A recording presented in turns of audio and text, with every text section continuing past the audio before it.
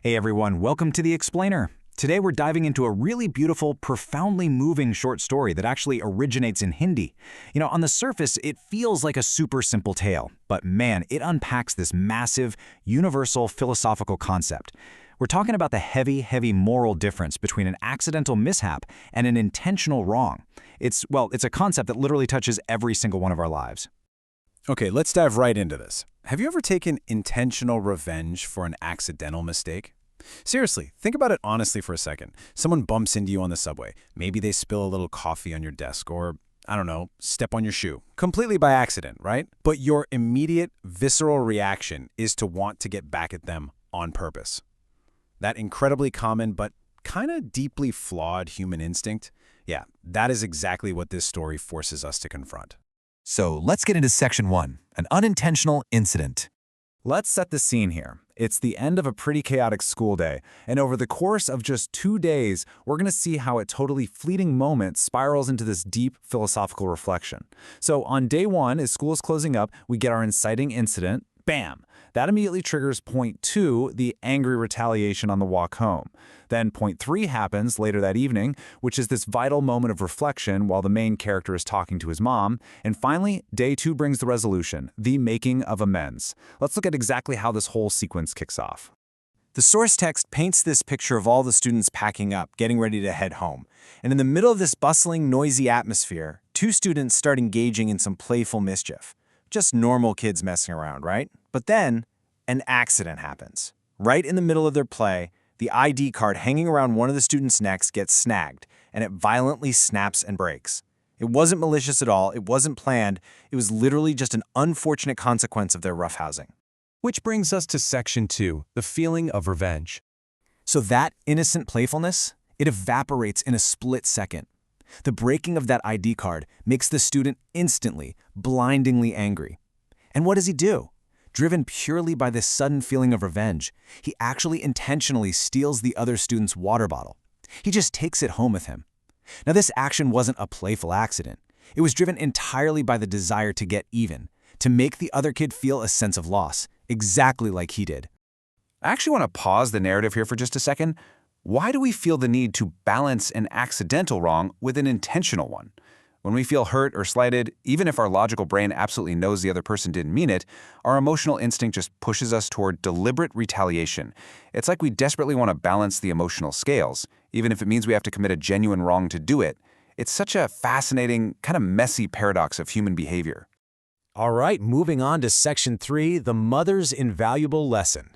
When the boy finally gets home, that initial rush of revenge completely fades. He's just sitting there, looking at his broken ID card, feeling incredibly sad and, just heavy. His mother notices this dark mood and asks him what's wrong. And to his credit, he doesn't lie. He tells his mom the whole truth. She listens patiently, and instead of just scolding him, she creates this stark, undeniable juxtaposition, and this brilliantly illustrates the whole point. On one side, we have the breaking of the ID card, which she points out was entirely accidental. But on the other side, we have the taking of the water bottle, which was entirely intentional. His mother, lovingly but firmly, explains the gravity of the situation to him. She says, and this is a direct translation from the source text, "Son, the breaking of the ID card was unintentional, but you taking the other child's bottle was an intentional mistake." I mean, wow, this single sentence is absolutely the philosophical core of this entire explainer. She validates his feeling of loss over the ID card, right? But she draws a firm, unyielding line at his behavior.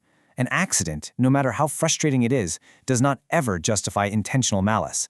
Let's see how this plays out in Section 4, repentance and correction. So the mother's profound wisdom doesn't just bounce off him. He actually sits in deep thought for a really long time, working his way through 3 specific restorative steps. First, he reaches step 1, fully realizing his intentional mistake. He really grasps the true weight of his actions. But as we know, realization alone isn't enough. Physical action is required. So for step 2, the very next day, he goes out of his way to fill his friend's bottle with clean, fresh water. And finally, in step 3, he takes it back to school and respectfully returns it.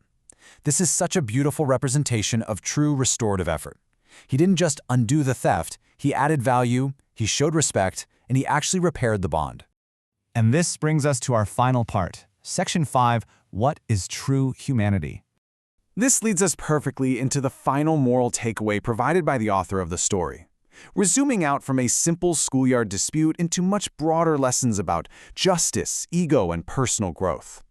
The source text explicitly outlines this moral framework for us. First, it states that receiving punishment, or escaping it, is a secondary concern. External consequences really aren't the point of morality. Second, accepting a mistake from the heart is a massive achievement. Honestly, it takes profound courage to look inward and admit, without getting totally defensive, that you acted out of malice. And third, sincere repentance holds incredible power. True growth comes from this inward realization and the genuine desire to correct it, not from some authority figure forcing you to simply say you're sorry.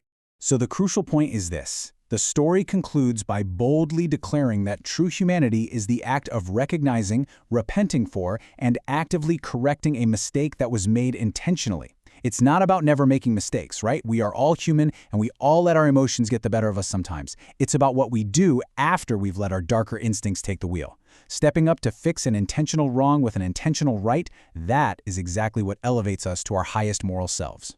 Which leaves us with a final and honestly pretty vital question. How do you handle your own intentional mistakes? When you let anger or frustration dictate your actions and you knowingly do something wrong, do you try to justify it because you felt slighted first? Or do you have the courage to sit in deep thought, fill that proverbial bottle with clean water, and make it right? Take this profound lesson of true humanity with you today, and just see how it might change the way you react the next time something in your life snaps.